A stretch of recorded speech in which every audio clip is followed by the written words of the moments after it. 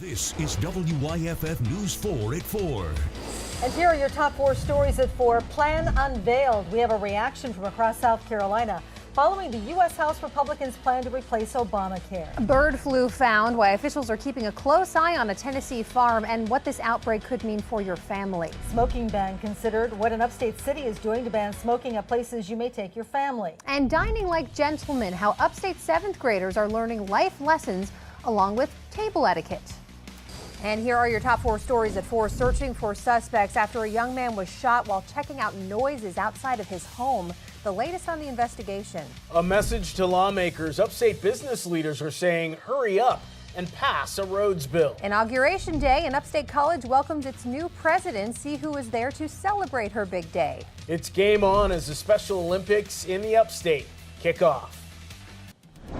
Tracking the tropics, what people along the Gulf Coast are doing to prepare for Tropical Storm Cindy. Plus, water issue. Why some living in the upstate are complaining of bad tasting and smelling water. And fidget spinner troubles. New warnings this afternoon about these popular toys. What you need to know if you have one in your house. Live local breaking news. This is WYFF News 4 at 4. Happening now, people living along the Gulf of Mexico are bracing for Tropical Storm Cindy. You are taking a look at several cities as preparations get underway. People living along the Louisiana coastline to parts of Texas are under a tropical storm warning right now. Torrential rain and flash flooding are the main concerns. Now a unique perspective of Tropical Storm Cindy. That bottom box on the left was taken from the middle of the Gulf of Mexico. A worker on an oil rig about 17 miles off Port Fourchon, Louisiana took that video. You can see the rain and large waves from the storm hitting the rig. Let's send you over to Chief Meteorologist John Sesrich now. So John, what's the latest?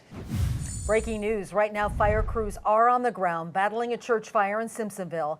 You are taking a look at Sky 4 video. This is the Advent United Methodist Church located off of Woodruff Road. Now, as you can see, there were flames coming from the roof of the building around 1:30 this afternoon. Right now, fire officials are using ladder trucks to shoot water into the building. WYFF News 4's Allie Miles is on the ground right now. Allie, what are you seeing?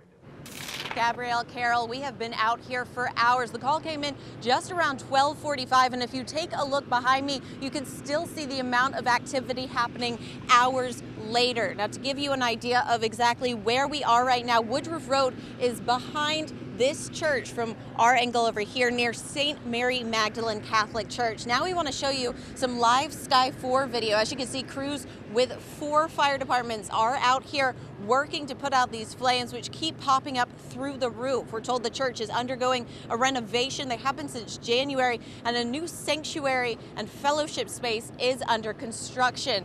Now, some video that you have seen from the ground. The congregation has been meeting temporarily in a gym, so services will not be affected. Pastor Michael Turner says there have been so many children baptized here, so many weddings, but they will rebuild.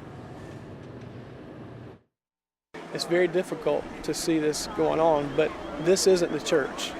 The people are the church, and I have no doubt that we will feel an overwhelming presence of the Holy Spirit with us, and we'll get through this and we'll rebuild it. Now, the chief has told us that this started from something construction related. We are still working to figure out exactly what that cause is, as are they. And behind me, Woodruff Road does remain shut, so you are going to want to avoid this area if possible. Allie Miles, WYFF News 4, live in Simpsonville. All right, Allie, thank you very much. Now we want to give you some background on the Advent United Methodist Church there in Simpsonville. Officials tell us the church started back in 1987 at a neighborhood clubhouse, and it grew from there. Right now, there are over 2,000 members who worship there. We will continue to follow this story for you, both on air and online.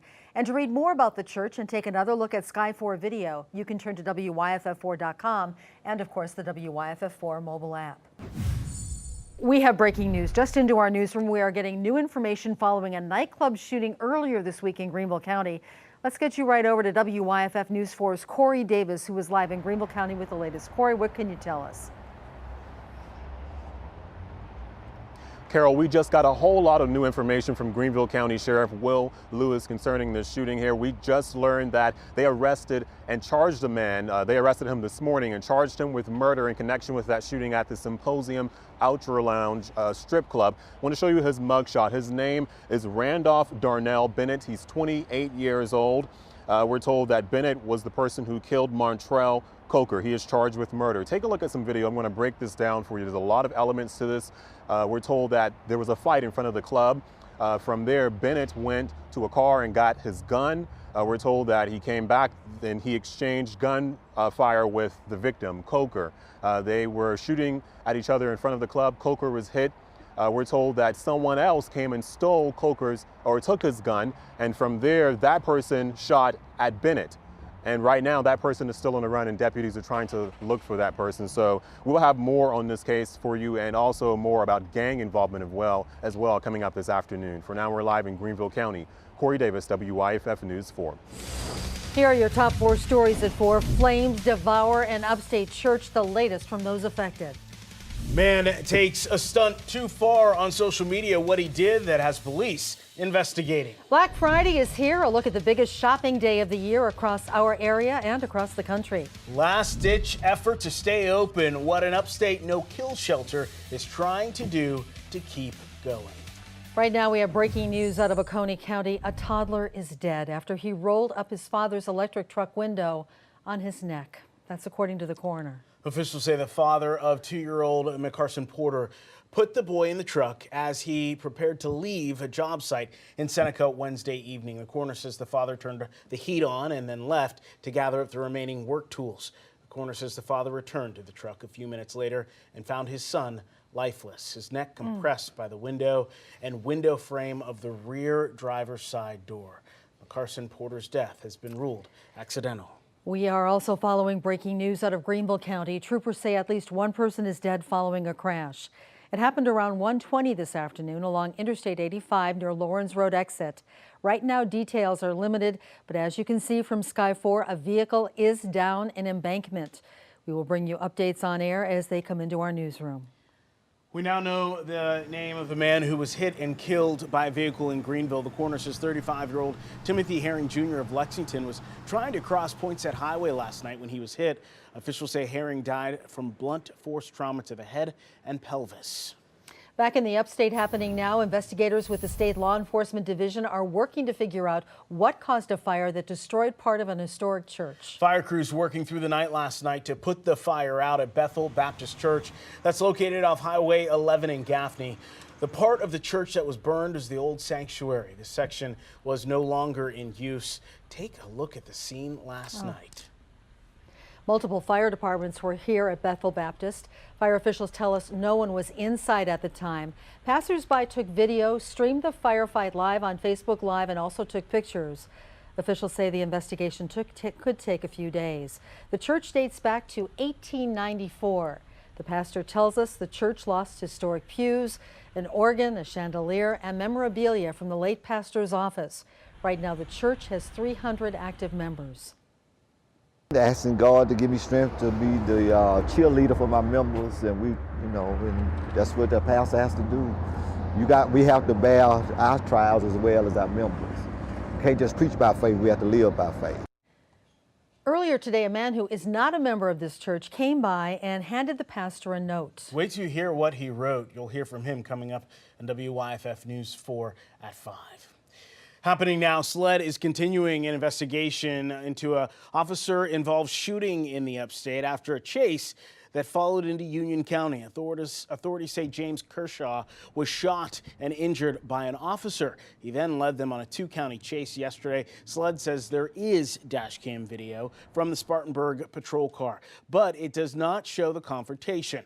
Officers say Kershaw was wanted for a parole violation. He was in a stolen car. Happening now, Anderson County deputies are searching for a man accused of robbing a store at gunpoint. Deputies say it happened at the Dollar General on Highway 81 around 9 this morning. No one was hurt. Officers say the suspect left the store driving a Ford Explorer similar to this one. If you have any information, you are asked to call Crime Stoppers at 888-CRIME-SC. Happening now, Georgia police are looking for a man who recorded himself stealing a police car, then posted it on social media. Allison Powell has more. Yes, that's makes no sense. This video has been posted on Instagram and World Star Hip Hop. Nearly every comment on the post is saying the man in the video was foolish to record himself stealing a Clayton County police car to take it on a joyride. People we shared the video with said the same thing. Just doing it for the camera, doing it for Instagram, you know what I'm saying, doing it for everybody.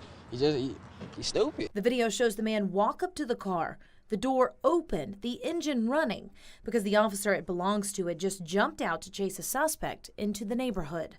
The joyrunner brought the car back before the officer even noticed it was gone. So police had no idea this had happened until someone posted the video on social media last week. Police say the video was recorded back in July. Many people we spoke to said they're not even surprised to see this because young people go overboard on social media all the time. He's just doing it for clout. Like everybody want clout these days. Because it's just not worth it. That's crazy. That was Allison Powell reporting. It's been nearly a year since deadly wildfires swept through Tennessee. A new survey is showing how much help victims receive from country star Dolly Parton. Her My People's Fund gave more than $8 million to people who lost their homes. The foundation handed out checks to 875 families in the Gatlinburg area over a 6-month period. Each family received $10,000. The fires sparked in the Great Smoky Mountains last year in late November. Places in Gatlinburg, Pigeon Forge, nearby towns were impacted. 14 people died. Hundreds were injured. The wildfires became one of the biggest natural disasters in Tennessee history.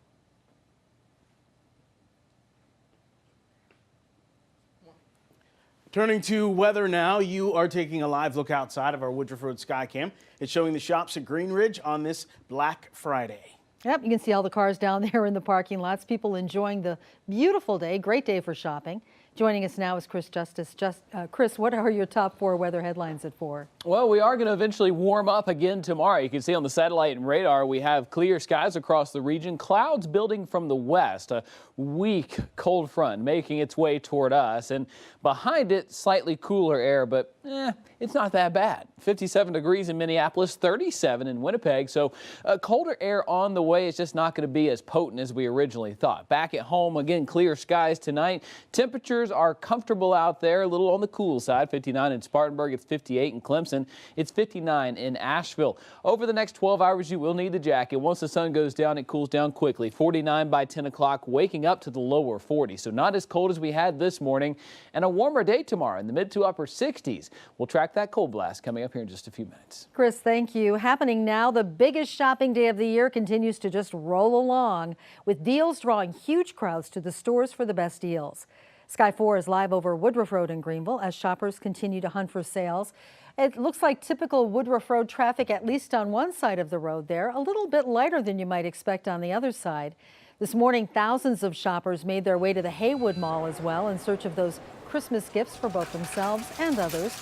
Doors opened around 6. Mall officials are offering some safety tips if you are planning on heading to the facility before it closes at 10 tonight. Keeping a tight hold on loved ones and making sure that you're with people that you care about and you have phone numbers to get a hold of them. We have security here, so if anything is to go wrong, flag one of them down and they're more than happy to help.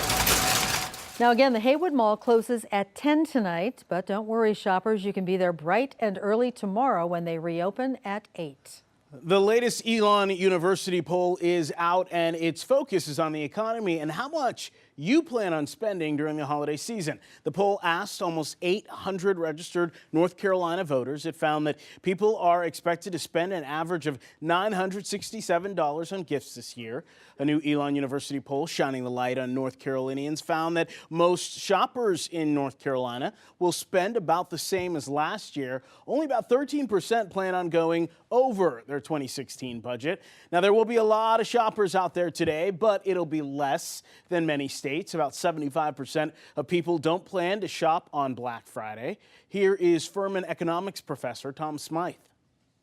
Things like Black Friday can bring traffic, but the reality is in the last several years we've seen more and more stores go pre-Black Friday, especially with online competition. But there's also been a backlash against Black Friday and the move towards opening stores on Thanksgiving. So Black Friday by itself isn't enough.